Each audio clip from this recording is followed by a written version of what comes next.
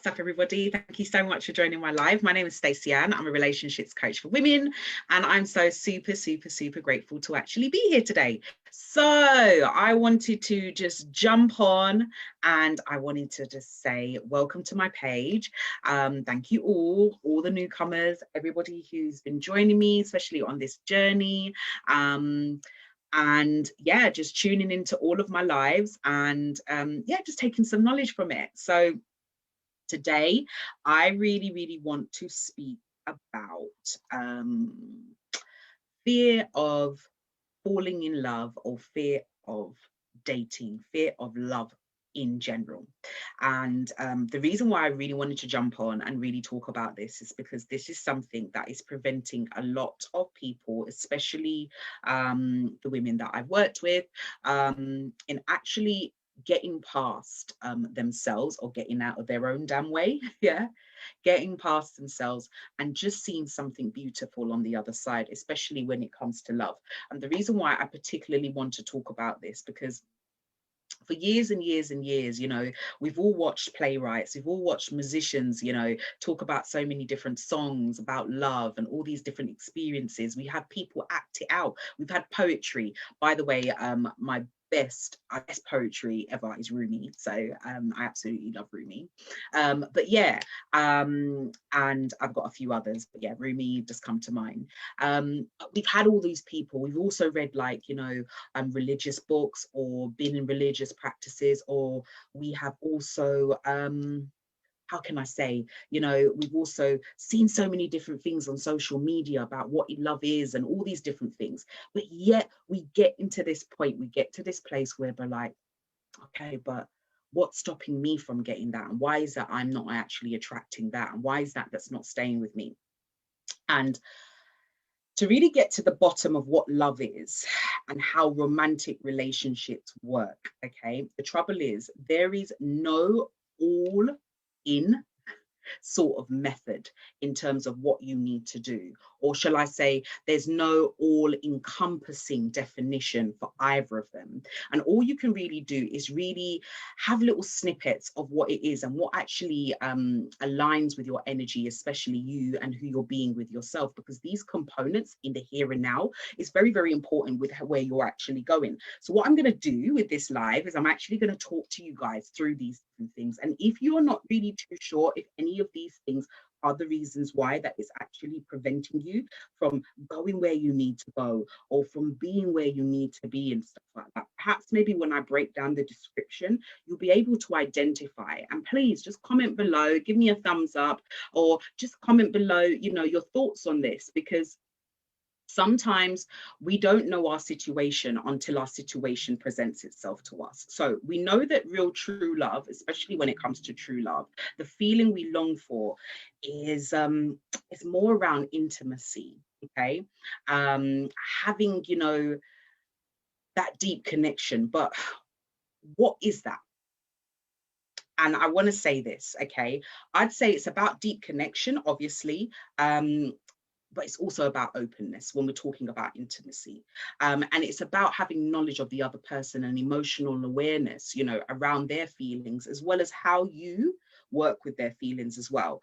And it's also about having the trust, you know, to share things about yourself with your partner or the other person or the person involved, or those people that they're with.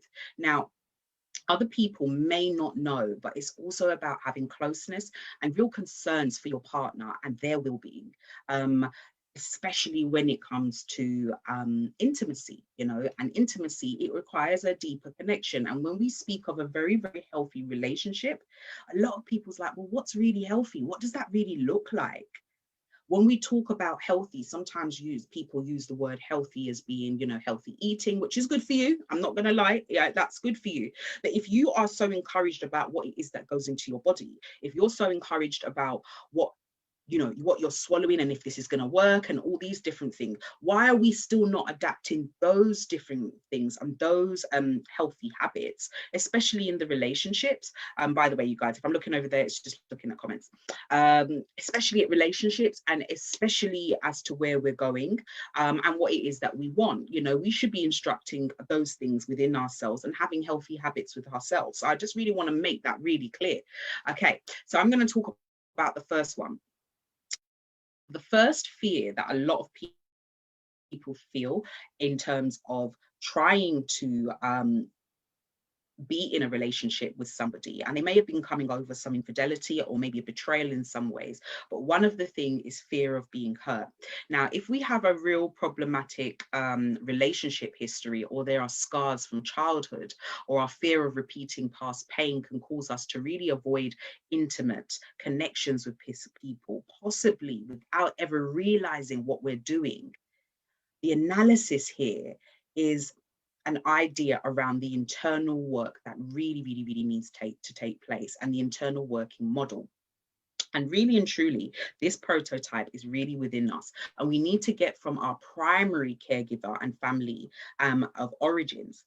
And what this is actually saying here is that it sometimes exists from that place, you know, and what we learn about relationships comes directly, not only from that, but the experiences that adds onto that, you know. So if some of you guys are wondering, you know, why do I fear being in love? Why do I run away from love? Why am I attracting all these different things? If you haven't done the internal work internally, this could be one of your reasons why you're running away from it. You know, just because the last relationship that you had, or even the last 15 relationships, perhaps it just didn't work out, it doesn't mean a new one can't. So we all have certain patterns, presenting patterns. So particularly if you're single but aware of your patterns and the frequencies and the repetitions of these different things, yours might be, I get bored easily, or you have a tendency to date unavailable people. You know, these theories is that we're chasing a pattern that we know in our bones from our childhood. Somewhere in us, you know, our mindset, unconsciously, we have the belief that this time, you know, I will change the outcome, you know, and make everything okay. A person who had a parent, perhaps maybe who did not give them enough attention, might do this by pursuing, I don't know, a married partner, or people who are unavailable, or in, you know, multiple relationships with various different people because they're addicted to something. It's a bit like when we look at drugs, or if we look at alcohol, we look at porn, you know, or, you know, all those different things, or even work. Work is like a number one thing for everybody at the moment. People who are in these categories, they do it because they're hoping for finally, you know, to rectify a very painful past. And I really want to make that clear. So if you're sitting in that category, it's really good just to really sit there with yourself and just wonder where that's actually coming from. Number two, okay, fear of engulfment. And hear what I'm saying. Whether you're in a relationship or you're just starting dating again, the fear of losing oneself while understandably can be really a big block to an authentic connection. And at the same time, we're all very different in terms of how much space and time we need on our own and with another person. But the importance of understanding your own needs in regards to this without judging the person, or trying to judge the person and making a comparison with those of your partners or other people who you potentially might court, or potentially might, you know, see a love interest with. If you're not doing that, that anyone making demands on you, no matter how much you are longing for them, is going to feel threatened. And it's going to feel threatening because you haven't met your own needs. So if you're filled up in terms of your own requirements, you can handle a lot more, and you're more able to say yes or no from a very strong foundation. Okay, but what can feel scary is if you're giving another person too much power over your well-being. So some people might react in a way where they, you know, they distance themselves and they dive into something else that's perhaps maybe they find it's more predictable for them in terms of how it's actually serving them. Okay, number three, okay, so fear of conflict. So time and again I see people laboring under the mistaken belief that the key to relationship and happiness is harmony. Now, if we're trying to keep the peace at any cost, that comes at a very, very, very high price, all right? And it's not true intimacy. Intimacy is a container where my truth and your truth are both welcomed, okay? And they may have differences in some ways because we're two individuals, but both are welcome. And if we're in a place where of desperately trying to avoid conflict, it's really, really, really not intimacy. It's an arrangement, and it's not real, and it's not deep enough. So why is it that many of us fear speaking out in our partnerships? I believe it really, really, really, really stems from feeling unworthy of love. And we spend so much energy trying to get love from outside of ourselves. So if we are to, reconcile with a relationship we have with ourselves, no amount of love is going to make us feel better. So we end up giving love in a transactional type of arrangement where we're giving in order to get, in a sense, to buy love. But it also can be financial security, stability, or social status.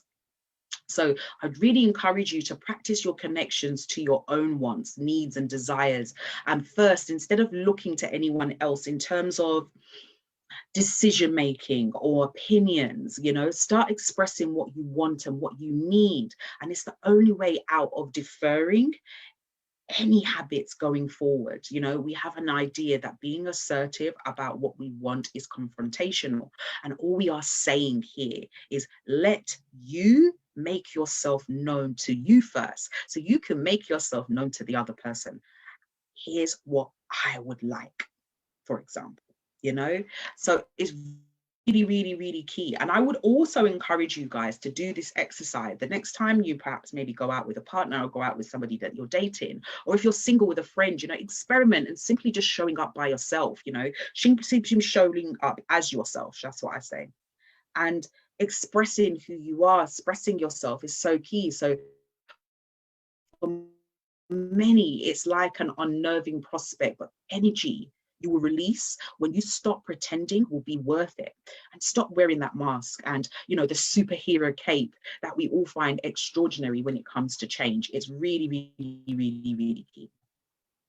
So I just wanted to say that to everybody, and I want to thank you for watching my video, and comment below and like and share as usual. Thank you very much for listening. Take care, everyone.